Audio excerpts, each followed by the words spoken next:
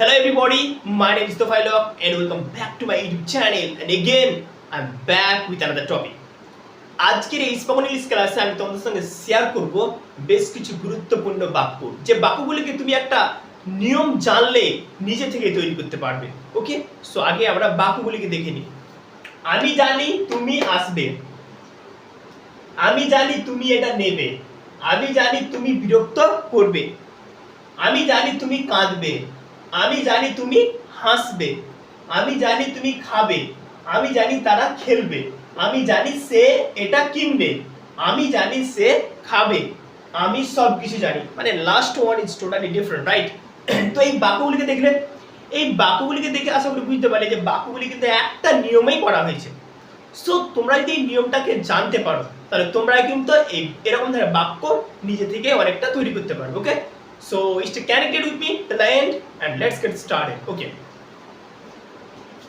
তো আমি জানি তুমি আসবে, তো এই এরকম ধরনের বাক্যগুলোকে বলার জন্য প্রথমে নিতে হবে আমি জানি। এর ইংলিশ কি হবে?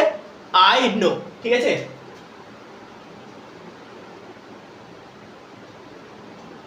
আই নো, আমি জানি তুমি আসবে। তারপরে এটা কি হবে? এটা আমি দিয়ে দিলাম ইউ উইল কাম। বুঝতে পারলে? দেখে নাও, আই নো মানে আমি জানি, ইউ উইল কাম তুমি আসবে। তাহলে দেখতে পেলে বাক্যটা আমি জানি তুমি আসবে, তার মানে কি আই নো এটা প্রেজেন্ট টেন্সে হবে, আর যে পরের অংশটাকে দিলে সেটা হয়ে যাবে ফিউচার টেন্সে। ঠিক আছে, মানে ফিউচার ইনডেফিনিট টেন্সে হবে। ঠিক আছে, তাহলে I know you will come, দেখো সাবজেক্ট বসেছে, তারপরে উইল বসে গেছে, তারপরে একটা মেন ভার্ব বসে গেছে। ঠিক আছে, কাম। তো I know you will come, আমি জানি তুমি আসবে। আমি জানি তুমি এটা নেবে, এবার তোমরা এটা নিজে তৈরি করতে পারবে। তাহলে আমি জানি ইংলিশ কি? আই নো, আমি জানি হয়ে গেল। তারপরে কি আছে? তুমি এটা নেবে, তার মানে কি আবার ইউ দিয়ে দিলাম, সাবজেক্ট, সাবজেক্টের পরে পরে কি নিতে হবে? উইল। মানে এটা চেঞ্জ হতে পারে সাবজেক্ট, মানে উইল কেন শ্যালো হতে পারে যদি সেরকম সাবজেক্ট থাকে। তাহলে আই নো ইউ উইল নেবে, নেওয়ার ইংলিশ কি? টেক। তার মানে কি হবে? I know you will take it, I know you will take it. Okay, হয়ে গেল। I know you will take it, তার মানে কি আমি জানি তুমি এটা নেবে। ক্লিয়ার? আমি জানি তুমি বিরক্ত করবে, আমি জানি তুমি বিরক্ত করবে। তাহলে দেখো এই সেম প্যাটার্নটাকে ফলো করে নিজে থেকেই বাক্যগুলো লিখতে পারবে, ট্রান্সলেট করতে পারবে। তাহলে I know, আবার ইউ দিয়ে দিলাম, you will, এবার বিরক্ত করবে ইংলিশ কি বলতো? Disturb. I know you will disturb, হয়ে গেল। I know you will disturb, আমি জানি তুমি বিরক্ত করবে। এখানে যদি থাকতো এরকম যে আমি জানি তুমি আমাকে বিরক্ত করবে, তাহলে কি হতো? I know you will disturb me, ওখানে আমরা মি লাগিয়ে দিলে হয়ে যেত।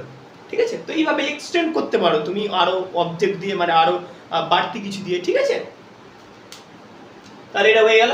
তাহলে I know you will disturb, তাহলে আমি জানি তুমি বিরক্ত করবে। দেখো তাহলে এই বাক্যগুলো কতটা সহজ, ইজি টু সে। ওকে, মানে তোমাকে নিয়মটা জানতে হবে, দ্যাটস ইট। নিয়ম জানলে না তুমি নিজে থেকে বাক্য তৈরি করতে পারবে। ওকে, তারপরে কি বলছে? আমি জানি তুমি কাঁদবে। তাহলে সিম্পল, এটা বাক্যটা কি হবে? আমি জানি ইংলিশ আমরা প্রথমে আগে নিব আই নো।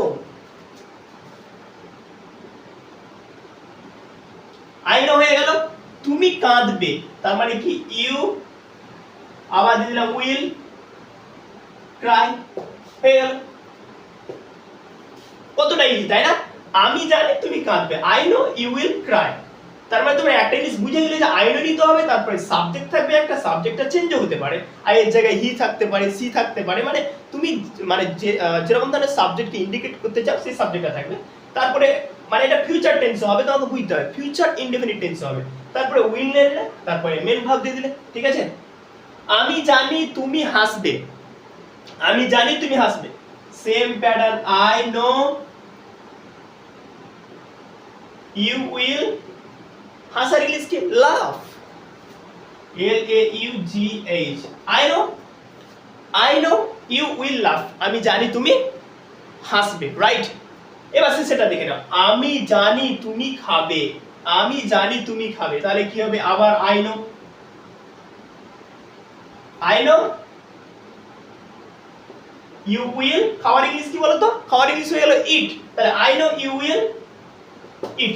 তাহলে দেখতে পেলে যে বাক্যগুলো তৈরি করা কতটা সহজ, একদম it's a piece of cake, মানে খুবই সহজ একদম। ঠিক আছে, দেখো সেম প্যাটার্ন ফলো। এটা আই নো হয়ে গেছে, ইউ তারপরে উইল উইল, ভার্বগুলো শুধু চেঞ্জ হয়েছে। দেখে নাও, কাম, টেক, ডিস্টার্ব, ক্রাই, লাভ, ইট, তারপরে কি ভার্বগুলো চেঞ্জ হয়েছে। ঠিক আছে, মানে তুমি যেটা বলতে চাও সেই ভার্বটাকে তখন তোমাকে জুড়ে দিতে হবে। That's it. And you can also change the subject. তুমি সাবজেক্টকেও চেঞ্জ করতে পারো, তুমি জায়গায় সে লাগাতে পারো। এই পরের বাক্যগুলো দেবার রয়েছে, আমি জানি তারা খেলবে, এতক্ষণ তুমি ছিল, এবার তারা চলে এলো, মানে আমি সাবজেক্টটাকে এবার চেঞ্জ করলাম। তাহলে আমি জানি, আবার সেম প্যাটার্ন, আই নো। আচ্ছা, তারার ইংলিশ কি হবে? দে। আই নো দে খেলবে, তার মানে কি হবে? Will play. উইল, খেলার ইংলিশ কি? প্লে। প্লেয়ার। দেখতে পাচ্ছ, দিস ইজ ইজি একদম। I know they will play, আমি জানি তারা খেলবে। দেখো আমি যে সাবজেক্টটাকে চেঞ্জ করে দিলাম, আর ভাব তো অলরেডি মানে চেঞ্জ হতেই থাকছে। ঠিক আছে, তো তোমরা মানে কি না এই স্ট্রাকচারটাকে বোঝার চেষ্টা করো। You need to understand, you need to figure out the structure of this sentence, and after that you will make the million of sentences in this way. Okay, তুমি এইভাবে তখন মানে অনেক বাক্য নিয়ে থেকে তৈরি করতে পারো। তোমাকে যেটা জানতে হবে সেটা হচ্ছে গঠন, follow the structure, follow the rules. Okay, তারপরে কি বলছে? আমি জানি সে এটা কিনবে। দেখো আমি জানি সে এটা কিনবে, এবার এখানেও আমি সাবজেক্টটা চেঞ্জ করেছি। তাহলে কি হবে? দেখো আই নো সে। সে এর ইংলিশ আমরা কি দিতে পারি? হিও দিতে পারি, আবার সিও দিতে পারি। তো আমরা এখানে হি দিলাম, আই নো হি কিনবে। উইল, দেখো বাই দিয়ে দিলাম, তারপরে ইট, আমি জানি সে এটা কিনবে। I know he will buy it, দেখো আবার বাই দিয়ে দিলাম।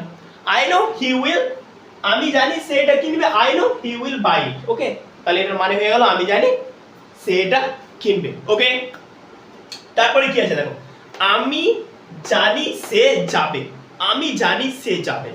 Simple. I know she will go. এবার ধরে নাও ইন্টারেস্টিং পয়েন্ট কোনটা জানো? I know she will go, আমি জানি সে যাবে। তুমি এই বাক্যটাকে আরো এক্সটেন্ড করতে পারো, আই মিন বাড়াতে পারো। তুমি এটা দিতে পারো, I know she will go to Kolkata, আমি জানি সে কলকাতা যাবে। I know she will go to school, আমি জানি সে স্কুল যাবে। You can put the place. Okay, তুমি সেই জায়গাটার নাম লিখতে পারো যেখানে সে যাবে। তো দেখো এইভাবে তুমি বাড়াতে পারো। Okay, you can make sentence in your own style by following this structure.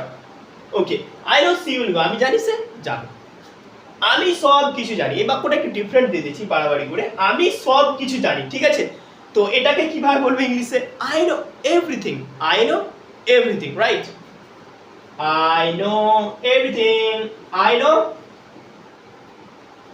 Everything. Okay, হয়ে গেল। তাহলে দেখতে পেলে, follow the structure and make the sentences like this. তাহলে এই প্যাটার্নটাকে ফলো করো আর নিজে থেকে এরকম ধরনের বাক্য তৈরি করো, no problem. Okay, so I hope একটা রুলস, একটা ফর্মুলা, একটা সূত্র শিখতে পারলে যেটা থেকে তোমরা এরকম ধরনের বাক্যগুলি নিজে থেকে তৈরি করতে পারো। So thanks for watching this video. Video যদি ভালো লাগে তো অবশ্যই লাইক করুন এবং বাংলা থেকে ইংরেজি শেখার জন্য আমার এই চ্যানেলটি ফলো করুন। Thank you.